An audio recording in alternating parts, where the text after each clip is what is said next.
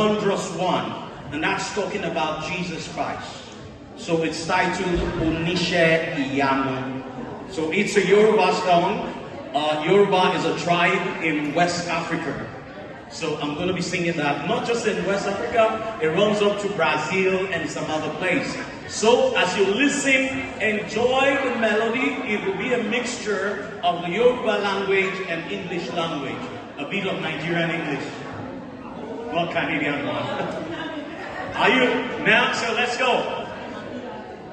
Onishe Iyanu, you're the God of the some wonders. I tasted of your power. Oh, Onishe Iyanu, you have shown me so much mercy, much more than I deserve. My eyes have seen, my ears have heard the wonders of your praise. Creation bow in awe of you, and we're going to give you praise. Though what you speak, 10 things around your outstretched hand have lifted me. You took away the chains and cord that held me bound. Onishe Iyanu, you're the God of awesome wonders.